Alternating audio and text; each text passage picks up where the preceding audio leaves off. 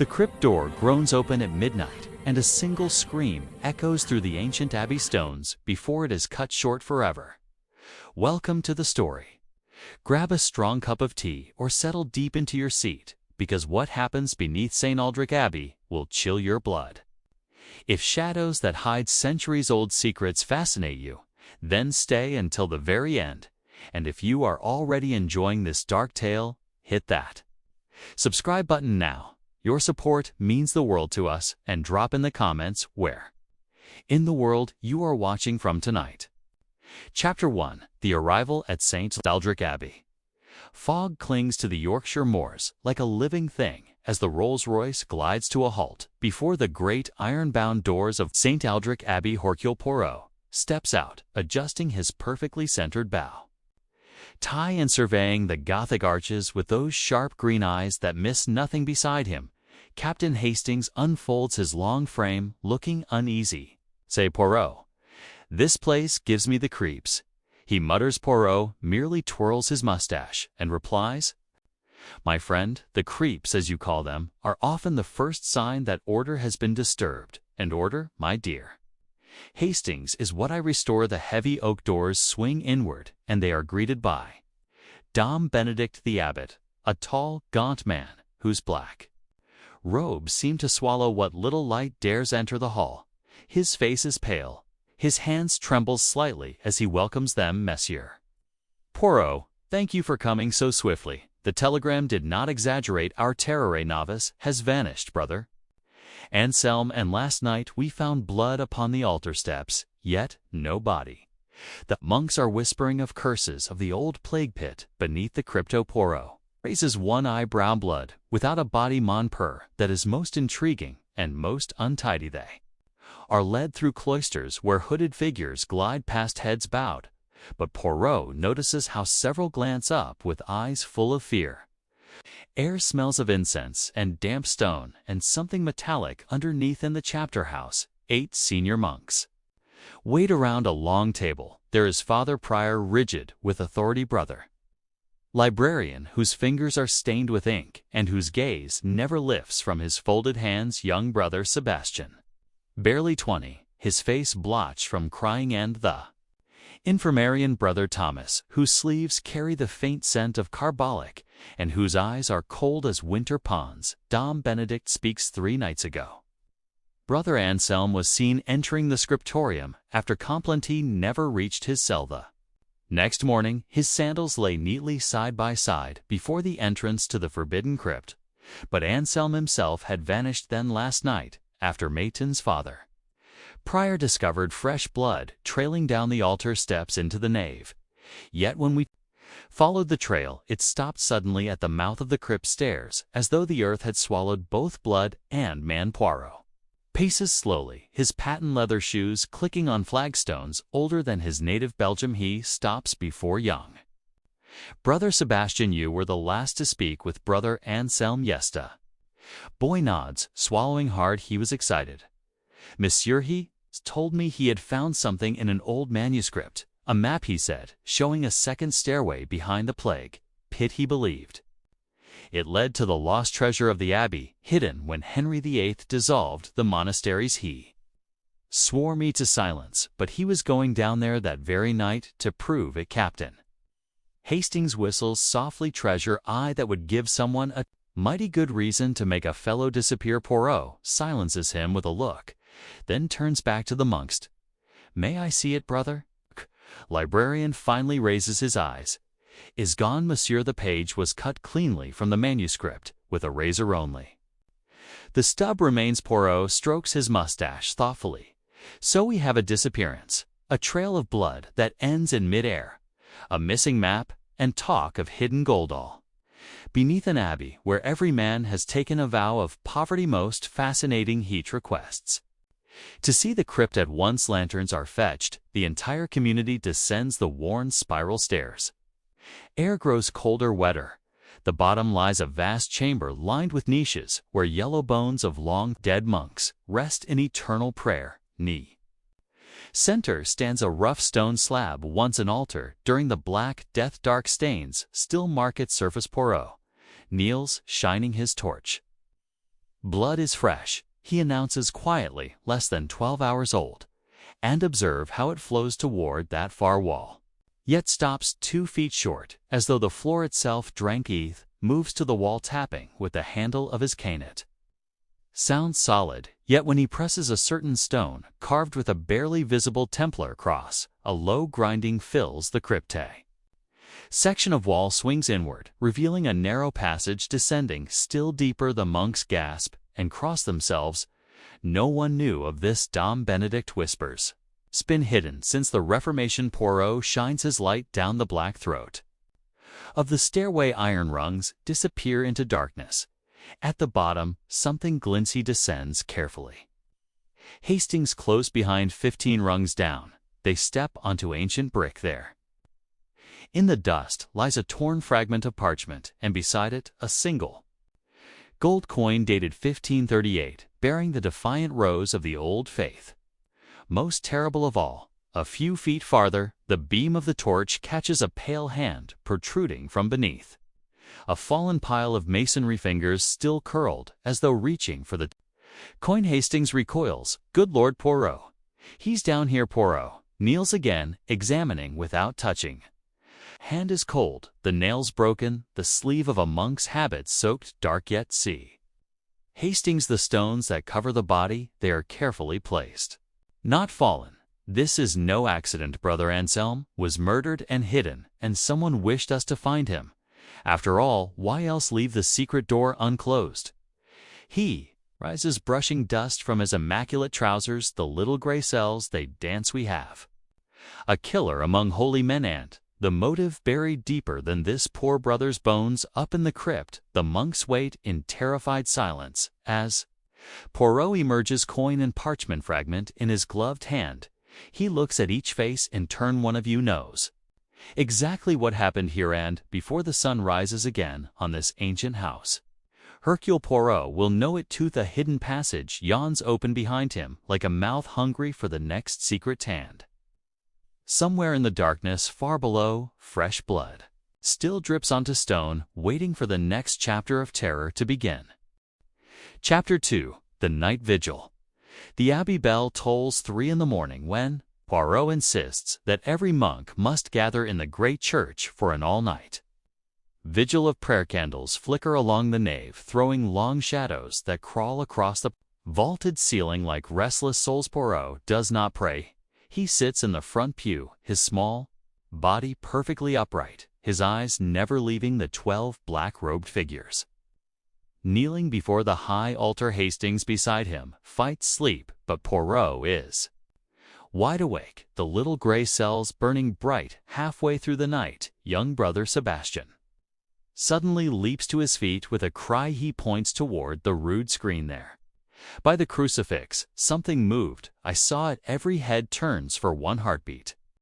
The carved Christ seems to sway, then all is still again. The abbot commands silence, but the damage is done. Fear has teeth now, and it bites deep. Poirot rises smoothly. Monks, you will remain exactly where you are. He walks to the rude screen and runs gloved fingers along the ancient wood. Day thin wire glints in the candlelight. He follows it behind the screen to a small wooden lever hidden beneath a prayer desk. Someone wished to frighten you. Allah, childish trick, but effective. He snaps the wire with a quick twist. Yet the greater trick is still being played. He returns to the monks. One of you left this church tonight. Vigil began at midnight, yet the side door to the cloister was found unlatched and muddy. Footprints led both out and back. In who was it? Silence. Very well. Poirot smiles, the small, dangerous smile that Hastings knows too well. We shall let the stones speak. He leads them all not to the crypt this time, but to the warming room, the only place in the abbey with a fire. There he orders every monk to remove his sandals and line them up on the hearth. Leave on pairs are dry and clean. One pair, brother Thomas the infirmarian is caked with fresh wet earth and streaked with blood. The monks gasp. Brother Thomas goes white as his wimple. Poirot lifts the sandals with a handkerchief. You visited the hidden passage again after we left it? Yes, to make certain poor Anselm stayed buried. Infirmarian tries to speak, but only a croak emerges. Poirot continues softly, "You are a large man, Brother Thomas, yet you move quietly when you wish you followed Anselm 3 nights ago, when he descended with his lantern and his dreams of gold. You struck him from behind with the iron candlestick. You later cleaned and returned to the sacristy. Then you walled him beneath the fallen stones, thinking the secret would die with him. Brother Thomas finds his voice lies. I was tending the sick." Poirot shakes his head. "Sick you tend our long dead eye smelled carbolic on your sleeves tonight. But also something else, quicklime. You burned the body deeper down to destroy evidence, but you could not burn the gold coin. He clutched you, dropped it in your haste, and had to return for it tonight. That is when you played your little trick with the wire to keep the others praying. And afraid." The abbot steps forward, horrified. "Brother Thomas, you will come with me to my study. We will wait for the police at dawn." But Thomas' sudden strength surges. He shoves the old abbot aside and bolts toward the side door. Hastings lunges, but the monk is faster. He vanishes into the black cloister. Poirot does not run. He simply sighs. Hastings quickly. The telephone in the gatehouse. "Call Inspector Japp. Tell him to block the only road." But even as Hastings races away, Poirot knows in his bones it is already too late. He walks calmly to the church door and looks out into the night. Fog swirls, thick as wool. Somewhere in the distance, a single bell tolls again, though no human hand pulls the rope. He murmurs to the darkness, "You think you have escaped, Brother Thomas, but the net is already closing, because you made one mistake. You left something behind that cannot lie back inside the warming room." Poirot kneels by the bloody sandals from the sole. He carefully extracts a single long gray hair, not the short brown tonsure of Brother Anselm. This hair belongs to someone still alive, someone who stood close while the stones were placed. He holds it to the firelight and smiles. Hunter has become the hunted, and the real treasure beneath St Aldric Abbey is not gold at all. Chapter 3. The Second Body. Dawn crawls over the moor, pale and reluctant. Police have not yet arrived because every telephone line to the Abbey has been neatly cut during the night. Inspector Japp will not reach them for hours. Brother Thomas has vanished into the fog, and the community stands frozen between terror and shame. Poirot gathers everyone in the chapter house and speaks with quiet steel. "Other man will die before sunset unless the truth is dragged into the light. You believe, Brother Thomas is the killer. Convenient, yes, but convenience is the mask stupidity wears when it thinks itself clever. He did not act alone. Someone older, someone trusted, guided his hand." He turns to Dom Benedict Momper. "You will open the Abbey's financial ledgers.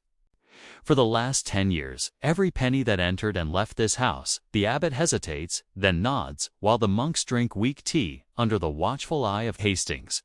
Poirot slips away with the long gray hair sealed in an envelope. He descends once more into the forbidden passage, this time alone. The lantern's flame trembles, as though the stones themselves breathe. He reaches the place where Anselm's body was hastily buried.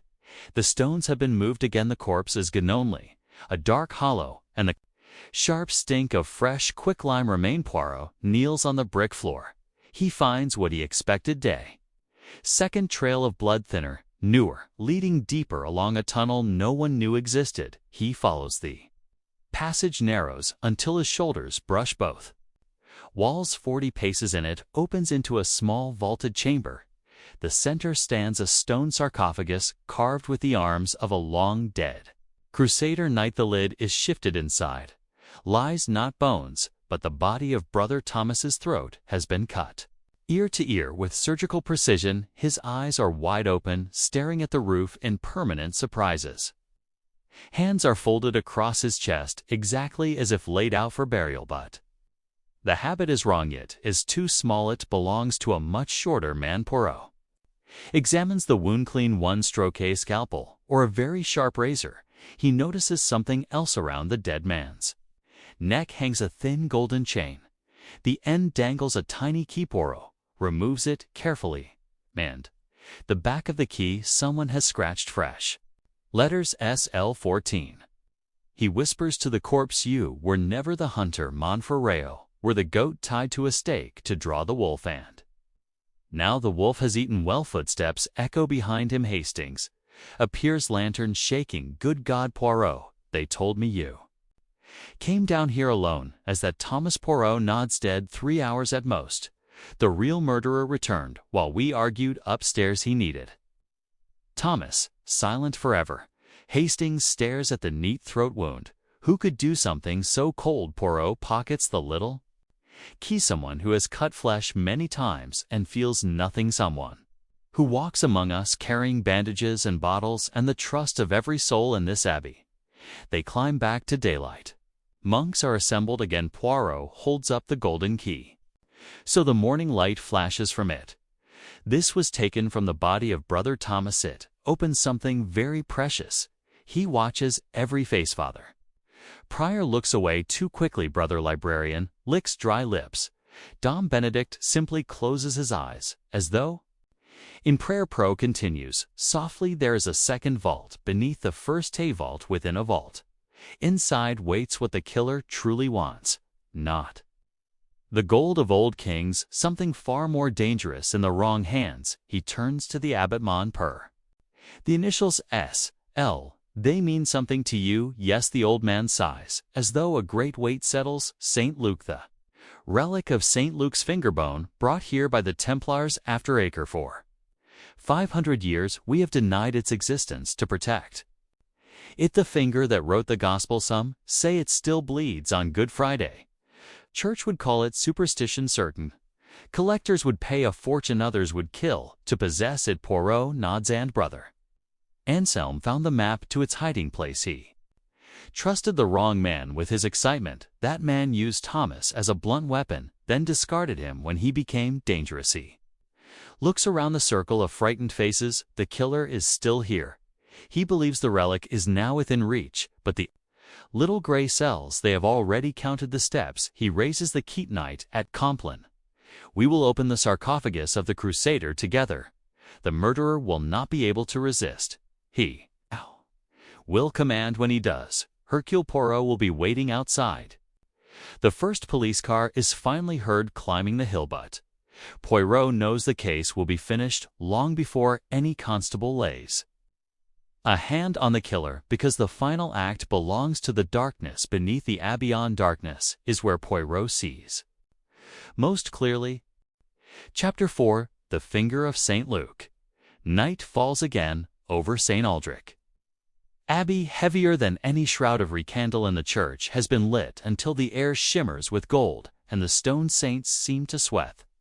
Monks kneel into silent rows, while Poirot stands alone before the high altar, holding the tiny golden key between thumb and finger, so all can see. Hastings guards the main door, revolver in hand, though he prays he will not need it, for constables wait outside in the cloister ready to rush in at the first cryet. Poirot has ordered every outer door left unlocked. He wants the killer to feel safe to move it. Exactly 10 o'clock, the bell for Compline rings once and falls silent. Poirot speaks without raising his voice. "We will now descend together to the sarcophagus of Sir Hugh de Lacy, Knight of the Temple, the relic bearer, the one who brought the finger of St. Luke from the ruins of Acre. Well awares that holy thing will follow." He turns and walks toward the crypt stairs. Every monk rises and follows like black crows behind a plough. Hidden passage yawns wider tonight because the police have wedged the secret door open with iron bars. Lanterns swing, casting wild shadows on walls that have not seen light since the days of Queen Mary. They reach the lower vault. The stone sarcophagus waits, lid already pushed aside by strong police hands earlier in the day. Inside lies only dust and a lead casket, no bigger than a cigar box. Poirot lifts the casket. Tie is locked. He inserts the little golden key. It turns sweetly as though oiled yesterday. Kay does not open it yet instead he places the casket on the floor and steps back 3 precise paces. "Mies Amos," he says, "soft lithe finger bone of the saint is indeed inside, but it is not what the murderer truly seeks. Look from The shadows of the far corner comes the smallest sound.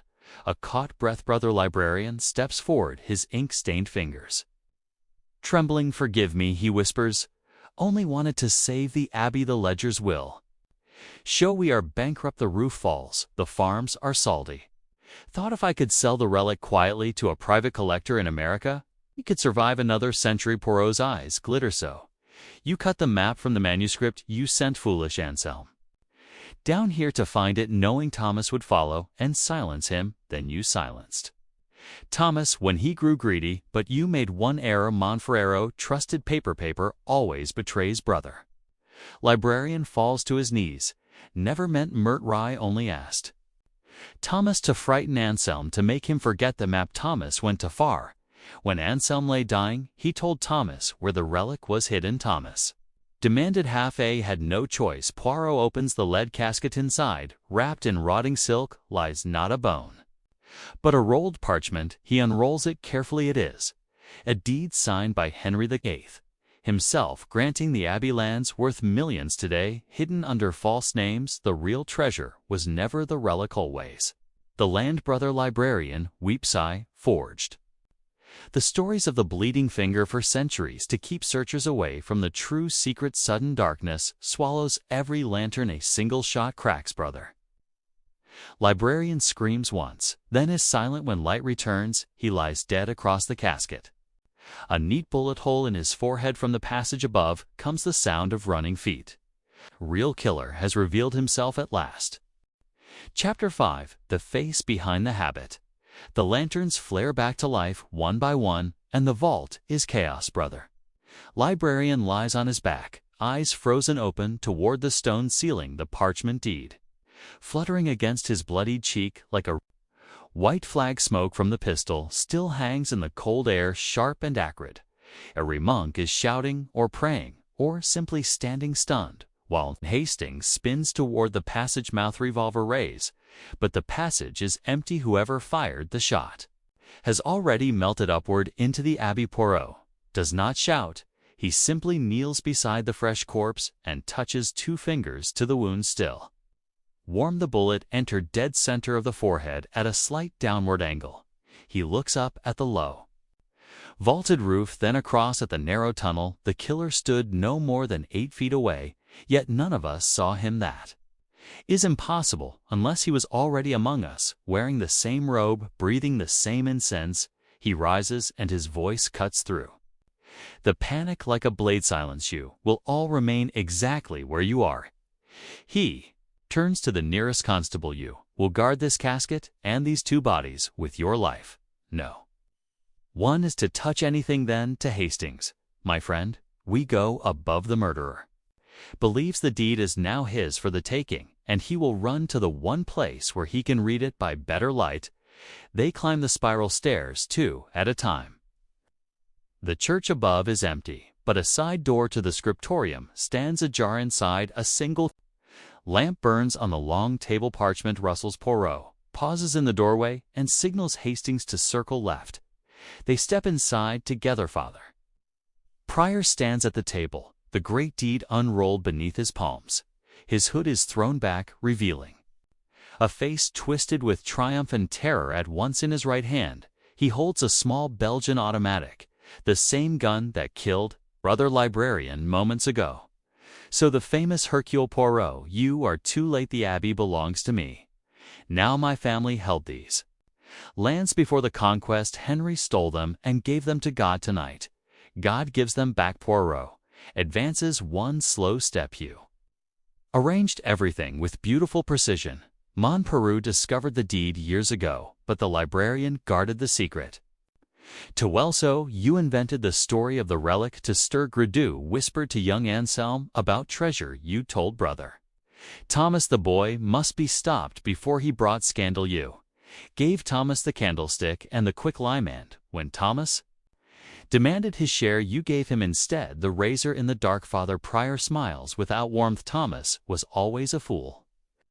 Believed muscle could bargain with mind. The librarian was cleverer, but still a coward only. I understood that blood washes clean if the water is holy enough." Hastings cocks his revolver. "Drop the gun." Prior, you are finished. The priest looks at the barrel. Then at Poirot, you will shoot a priest in a habitative in you. Hastings have limit C raises the little automatic butt. I do not. Shot is deafening in the small room. Hastings flinches, but Poirot has already moved thee. Bullet splinters would where his head was a heartbeat earlier in the same instant. Poirot flicks his walking stick. Weighted handle catches Father Prior's wrist. With a crack like breaking ice, the automatic spins across the floor. Hastings lunges and pins the priest's face-down, arms twisted behind his back. Poirot retrieves the fallen gun and weighs it in his palm. A priest who carries the tool of the assassin. How very modern. He looks down at the struggling man. You forgot one thing, Montperetti. Little gray cells, they do not confess, they accuse him.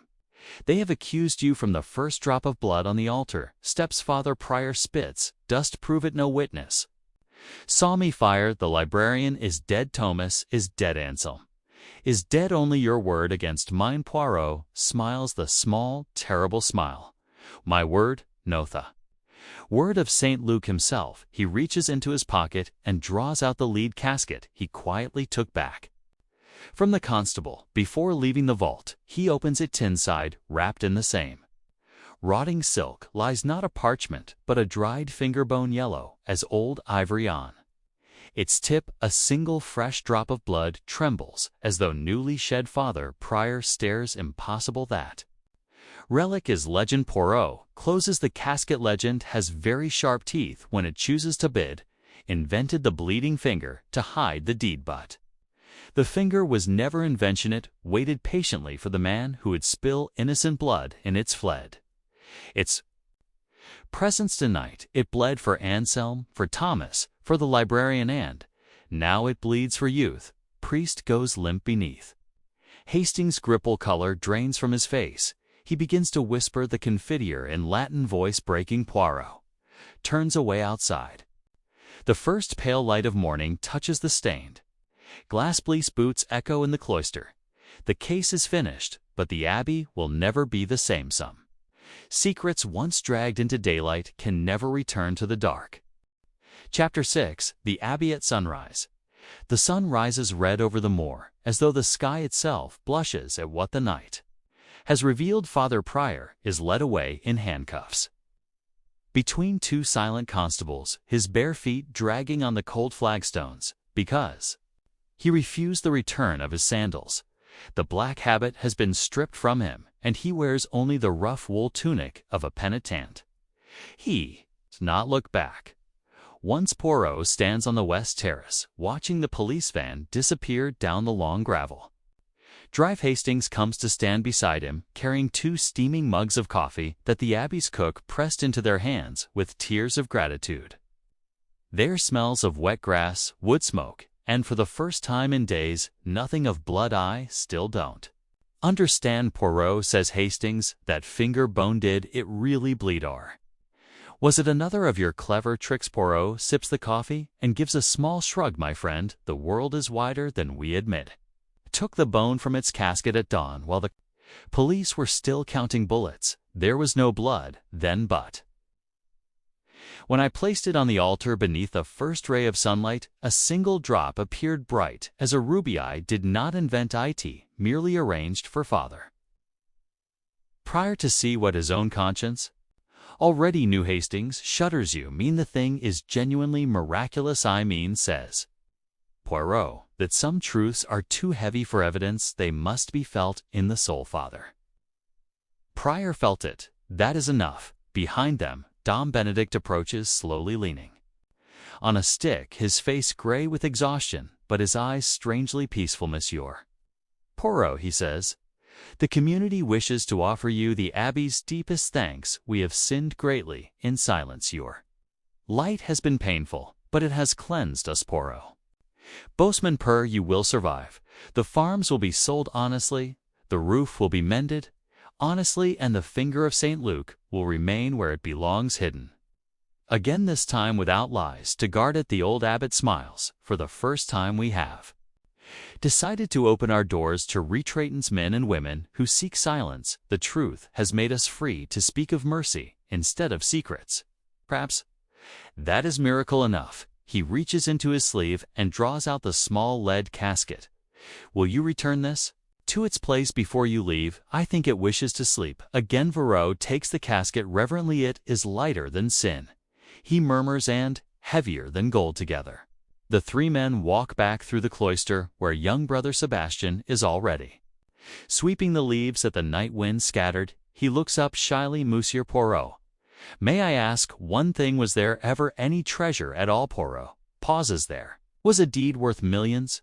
There was a bone worth nothing to the world and everything to heaven, and there was the courage of one small novice who refused to lie even when he was terrified that my child is always the greatest treasure. Brother Sebastian blushes and returns to his broom with new energy. The gate, the Rolls-Royce waits, engine purring. Softly Poirot climbs in, then leans out the window. Revoir, mes amis. Remember, order has been restored, but perfection belongs only to God. Car glides away down the drive. Behind it, the Abbey bells begin to ring. Not the slow toll of fear, but the bright cascade of terse morning prayer. New day. Hastings settles back in the leather seat. Where to now? Old chap. London tea at the Ritz, and perhaps a small celebration. Poirot closes his eyes. No, Hastings first. We will stop at the nearest church. There is a candle I wish to light for three men who died believing gold was worth more than gray sand. For one small bone that reminded us it is not the car turns onto the main road, and the Abbey grows smaller in the mirror until the mist swallows it whole. Bit. The bells keep ringing clear and unafraid, carrying over the more like forgiveness made audible. Chapter 7. The letter that arrived too late. 3 weeks after the Abbey case closed. On a cold December morning when the Thames lay dull as pewter beneath Waterloo Bridge, a thick cream envelope was delivered by hand to Poirot's flat in Whitehaven Mansions. The paper was heavy, the color of old bones, and it carried the faint scent of beeswax and frankincense. On the front, written in a trembling monastic hand, were the words, Monsieur Hercule Poirot, private and urgent. Poirot slit the seal with his silver knife he kept for such occasions. Inside lay a single sheet of vellum and a smaller sealed note. The vellum was a formal letter from Dom Benedict himself, dated the feast of St Andrew. It began with elaborate thanks, spoke of the community's slow healing, and announced that the deed to the hidden lands had been surrendered to the Crown in exchange for a modest endowment that would keep the Abbey alive for another 300 years without scandal or secrecy. The monks had taken a new vow, never again to hide truth behind legend. But it was the smaller note, written in a different, younger hand, that made Poirot's eyebrows climb toward his hairline. The paper was plain, the ink cheap blue, the words hurried yet perfectly legible. Monsieur Poirot told us the greatest treasure is courage that refuses to lie. I believed you. I have done something that frightens me more than Father Prior ever did. If I disappear, please look again beneath the Abbey, follow the rose window at dawn on Christmas Day. The finger is not the only thing that still bleeds. Burn this after reading. Brother Sebastian Poirot read it twice, then held the paper to the flame of his spirit lamp and watched it curl into black lace. He did not speak for a long time. Outside, a barge sounded its horn on the river. Low and mournful. Hastings came in from his morning walk, cheeks red with cold, carrying the newspapers. He took one look at Poirot's face and stopped. Not another body, old chap. A tut. We were finished with abbeys and bleeding relics. Poirot folded his hands behind his back and began to pace in small, precise circles. My friend, the English believe a case is closed when the villain is in handcuffs and the newspapers have their photographs. But the human heart is never so tidy. Young Sebastian has seen something else, something that waited until we left before it dared to move. He stopped at the window and stared down at the gray river. He is 20 years old. He has taken no vow of stability yet. He is free to leave at any moment. Yet he stays, and he writes to me in terror rather than run. That is not fear alone. That is duty. And duty, Hastings, is the most dangerous motive of all. Hastings poured himself coffee, though his hand shook slightly. You mean we're going? Back, I mean we never truly left. Pack warm clothes and the thick boots. We return to St Aldric tomorrow. The rose window at dawn on Christmas Day is only 9 days away. Whatever bleeds beneath those stones has waited 5 centuries. It will not mind 9 days more, but Sebastian may not have 9 hours. That same afternoon, Poirot sent a telegram. In careful code to Dom Benedict, asking no questions, demanding no explanations. Merely announcing that he and Captain Hastings would arrive on the evening train to York and required the same guest rooms as before. The reply came within the hour. You will be received with joy and silence. The next morning they boarded the Flying Scotsman north. Snow had begun to fall in earnest, soft and relentless, clothing the moors in bridal white. As the train thundered through the darkening afternoon, Hastings tried to read a novel, but kept glancing at Poirot, who sat motionless, eyes closed, mustache immaculate. The little gray cells turning like clockwork behind the calm mask. Tell me the truth, Poirot, Hastings said at last. Do you believe in that finger bone? Really believe? Poirot opened one eye. I believe that when evil is committed in the presence of something men have called holy for 1,000 years, something answers. Whether it is God or memory or the weight of human longing, I do not know, but something answers, and it is answering still. The train plunged into a tunnel, and for a moment the carriage was swallowed by darkness. When light returned, Poirot was already standing, buttoning his greatcoat of a Strachan collar. Prepare yourself, mon ami. We are not returning to an abbey at peace. We are returning to a place that has begun to bleed again, and this time the wound is in the living. Outside the window, the snow kept falling, thick as forgiveness and twice as cold, covering the tracks behind them so that no one could tell they had ever passed that way at all. Chapter 8. Christmas Eve, Beneath the Rose. Snow falls so thick on Christmas Eve that the Abbey seems to float inside a shaken glass globe. The train from York has crawled through drifts and arrived 3 hours late. No motor dares the last 5 miles. So Poirot and Hastings trudge the frozen lane on foot lanterns swinging like slow pendulums.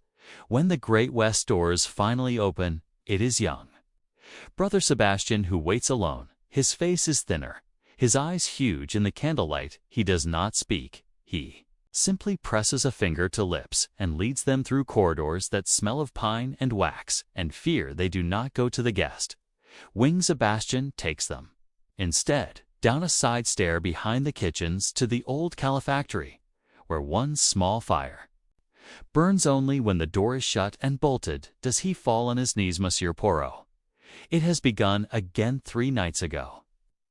I saw blood on the altar steps exactly as before, but this time there was no body, no disappearance, just the blood appearing drop by drop. While we sang Matins Dome, Benedict ordered the flags washed at once, but last night it came back, and this morning the rose petals, fresh red rose petals, scattered from the high altar to the crypt door, though no rose has bloomed in England since October. Poirot removes his snow-crusted coat and sits tell me everything from the first strange thing. Sebastian draws a shaking breath. Began the day you left. The finger bone was returned to its casket and sealed in the sarcophagus with new mortar. We all watched. Then peace came for a fortnight, but on the feast of St. Lucy, I was copying manuscripts after Compline when I heard singing, not Archante, single boy's voice, high and pure, coming from beneath the flagstones. I thought I dreamed until I saw the others had heard it too. Since then, every night the singing grows louder, and the blood returns. Hastings mutters something about mass hysteria, but Poirot silences him with a look. He turns back to Sebastian and the rose petals this morning at Prime they lay in the shape of a perfect circle around the high altar. In the center was one white feather goose. Down, yet no goose has been killed here for weeks. Benedict is terrified. He believes the abbey is cursed because we profaned the relic. By letting murder touch it, Poirot stands and twirls his mustache thoughtfully. No, mon enfant. Abbey is not cursed. It is speaking on tomorrow at dawn when the first light strikes the great rose window. It will speak its loudest. That is why you wrote to me. You understand this? Yes. Sebastian nods miserably. The old books say, when the rose is filled with sun, the wall opens and the floor become wound. Think something is trying to come through. Poirot places both hands on the boy's shoulders. Then we will be there to meet it tonight. You will sleep. I will keep watch. He turns to Hastings. My friend, tomorrow we will need strong coffee, a crowbar, and the courage of fools, for we are about to open a door that has been closed since the Black Death. Midnight finds Poirot alone in the great church. Every candle is extinguished save one. He sits beneath the rose window. A perfect wheel of 13th century glass depicting the apocalypse. Snow taps softly against the leaded panes. At first, there is only silence. Then, faintly, so faintly, he might imagine it, a child begins to sing the Salve Regina. The voice rises from the flagstones, themselves sweet and sexless, and very old. Poirot does not move. He simply listens as the song swells until the very air vibrates high. Above, in the rose window, the first pale reflection of moonlight touches the ruby glass, and on the altar steps a single drop of blood, appears shining like a jewel. Poirot rises as he walks forward and kneels. The drop is warm. It smells of rose as he whispers into the darkness, "Nuff, you have called me back, the only man who ever truly listened. Show me what you've guarded all these centuries, not for gold, not for relics, but for mercy." The singing stops as suddenly as it began. In the silence that follows, the abbey holds its breath. Somewhere deep below, stone grinds against stone, and Poirot smiles. The small, fierce smile of a man who is about to meet the final secret face to face. Chapter 9. The Door. Beneath the Rose. At 4:30 on Christmas morning, the sky is still black, and the snow has stopped. Abbey lies under a silence so complete that every footstep sounds like blasphemy. Poirot stands alone in the center of the nave, wrapped in his greatcoat collar, turned up. A lantern at his feet. Behind him, Hastings and brother Sebastian wait at the west door, clutching a crowbar and a thermos of coffee that steams in the freezing. In Maderno, other monk has been told. Benedict gave permission only after Poirot promised that if nothing happened, the boy's imagination would be gently corrected and no harm done. The old abbot is praying in his cell, hands trembling around his rosary. Poirot raises his eyes to the great rose window. The first faint stain of dawn touches the eastern horizon, a thread of pale as pearl. He speaks softly into the darkness. "Now show us light strikes." The ruby glass, like a match struck in hell. For one heartbeat, the entire wheel blazes blood red. Then a single shaft of crimson falls straight as a spear onto the flagstones directly before the high altar, where the light touches. A perfect circle of frost appears. The stones inside the circle sink half an inch with a sigh older than Tima. Narrow seam, open scold air breathes upward, carrying the scent of earth and long buried roses. Sebastian gasps. Hastings swears under his breath. Rowe simply steps forward and kneels. He laces his gloved hand into the seam. Beneath the flag is a ring of blackened iron. He pulls. The entire slab rises on hidden counterweights, smooth as theater machinery. Staircase spirals downward, narrower than the crypt steps, older, smelling of clay and candle smoke. On the topmost stair lies a single, fresh white rose, its petals edged with frost, yet still fragrant. Poirot lifts the rose and tucks it into his buttonhole. Then he takes the lantern and begins the descent. Hastings and Sebastian follow. When he steps down, the passage widens into a tiny barrel-vaulted chamber no larger than a confessional inn. The center stands a low stone plinth. Upon the plinth rests a plain wooden box bound with rusted iron. The lid is carved with a single word in Latin. Mcre Poirot sets the lantern down. He does not touch the box yet. Instead, he walks slowly around the chamber. On the walls, faint frescoes appear under centuries of lime-wash angels. With children's face, says a woman in a blue mantle holding a dead night-tanned beneath her feet. Hundreds of tiny figures lying in rose plague victims. Every face is turned toward the box as though waiting. Sebastian whispers, "This is the real plague crypta. One they bricked up in 1349 and swore never to open." Poirot nods. "They sealed more than bodies. Here they sealed a promise." He returns to the plinth with infinite care. He lifts the light. Inside, on a bed of withered rose petals, lies a child's skeleton, no larger than a 10-year-old boy. The bones are wrapped in a fragment of cloth of gold, now black with age. Around the tiny neck hangs a silver chain. From the chain dangles a plain iron key, and across the breast, someone has laid a single fresh red rose that cannot possibly have grown for 600 years. Hastings' voice is hoarse. "Good God, who is I?" Poirot lifts the rose's fingers. Come away wet with blood. He looks at the child's skull. The mouth is open, as though still singing. Answers very quietly, "This is the singer, the voice we heard, the bleeding we saw." Roses that fell. He turns to Sebastian. "Your Salve Regina did not come from heaven. Mon Enfantet came from here, from a child who died alone while the monks above sang matins and barricaded the door. They promised him they would return when the moment the pestilence passed, but fear is stronger than vows. They never came back. They built their new crypt over the old and told themselves the boy had been given decent burial for 676 years. He has waited beneath their prayers, asking for the mercy they denied him." Sebastian is crying without sound, tears freezing on his lashes. Poirot gently lifts the small skeleton, still wrapped in its rotting shroud. It weighs almost nothing. Carries it up the stairs into the church, where the rose window now blazes with full Christmas dawn. He lays the child on the high altar, exactly where the blood always appeared. Then he kneels. Hastings kneels. Sebastian kneels for a long moment. There is only the sound of snow sliding from the roof in soft thuds. Then from the altar the child's voice rises once more, not sad, now joyful. The Salve Regina complete and perfect. Every monk in the abbey wakes in his cell hearing it. They come running in there. Night habits, barefoot through the snow. When they see the small bones on the altar, they fall to their knees as one dumb. Benedict arrives last. He looks at the child, looks at Poirot, and understands. He lifts his voice in the ancient absolution. The notes ring off the vaulting like bells when the last amen fades. The rose on the child's breast has turned white. The blood on the altar steps is gone. The scent of roses fills the entire church. Poirot rises. He places the iron key in Dom Benedict's hand.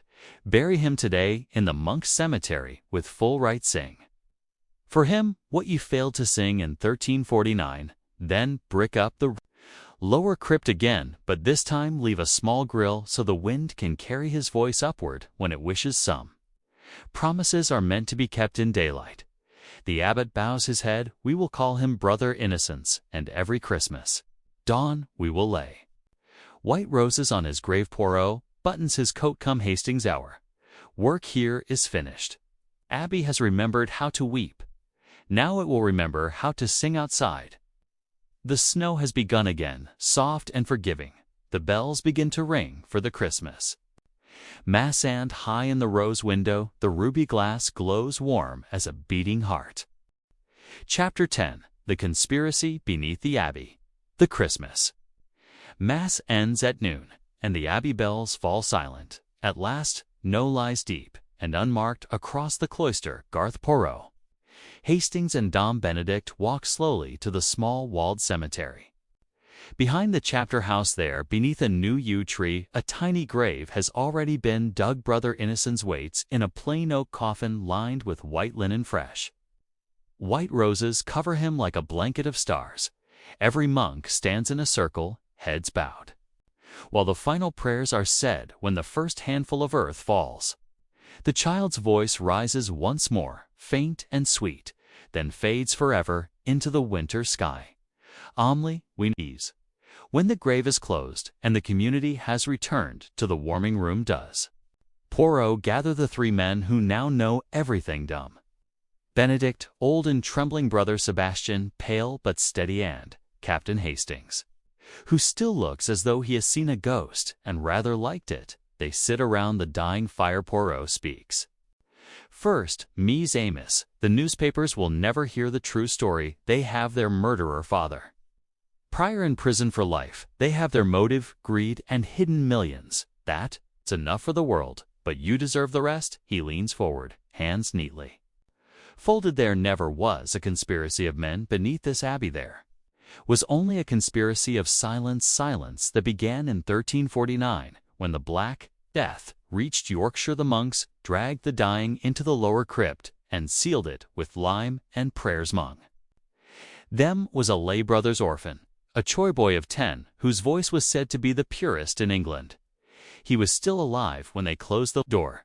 They promised to return in a week. Terror made them forget. They built a new floor over the old and told themselves the child had died quickly, but children do not forget promises. For 6 centuries his small bones lay beneath their feet while they sang Mass above him every Christmas dawn. When the rose window blazed, the light fell exactly on his grave, and every year on that day a single drop of blood appeared on the altar steps. The monks called it the miracle of St. Luke's finger and invented relics and legends to explain it. They moved the finger bone into the crusader's sarcophagus so that blood would seem to come from there. They turned shame into piety. Century after century, the lie grew heavier. Brother Anselm's discovery of the old map threatened to expose the lower crypt. Father Prior feared not the land deed. He feared the truth that this holy house was built on an abandoned child. He'd used Brother Thomas's strength and the librarian's despair and Anselm's curiosity to keep the secret buried. 3 men died so that a lie could live, but the child refused to stay silent any longer. He waited for someone who would listen without fear. Poirot looks at Sebastian. You, my young friend, were chosen. Your voice is almost identical in timbre to the boy who died when you sang the salve. Regina. After Compline, he heard his own song and answered, the blood was never a miracle of wrath. It was a plaith. Roses were never cursed, they were remembrance. He simply wanted his name back. Dom Benedict weeps without sound. We thought we were guarding treasure, we were only guarding guilt. Poirot rises and places the small iron key from the child's neck on the mantle. This opens nothing. Now keep it on the high altar as reminder every Christmas. Lay white roses and sing the full salve. Regina. Over the grave the child will sleep. The abbey will heal him. The blood will never return. He turns to Hastings. Come, my friend, London waits. There is a turkey growing cold at the Ritz, and Miss Lemon will be furious. Hastings stands, but hesitates. Poirot, did we really hear a dead child sing? Poirot adjusts his hat and smiles the gentlest smile Hastings has ever seen. We heard Mercy sing Mon Amande. Mercy has the voice of a child. They walk together through the cloister. Snow has begun to melt in the pale afternoon sun. Small green spears of snowdrops are already pushing through the earth. Above the new grave, somewhere high in the bell tower, a single bell rings once clear, and joyous Brother Innocence is going home. Behind them the abbey stands open to the sky for the first time in 600 years. No more secrets, no more secrets, no more. Bloodily, the quiet sound of men learning how to pray again. And far away in the distance, the Rolls-Royce purrs to life, carrying Hercule Poirot away from the conspiracy that was never human at all, but simply the longest stand, the saddest stand now. The most perfectly resolved case of his life. The end.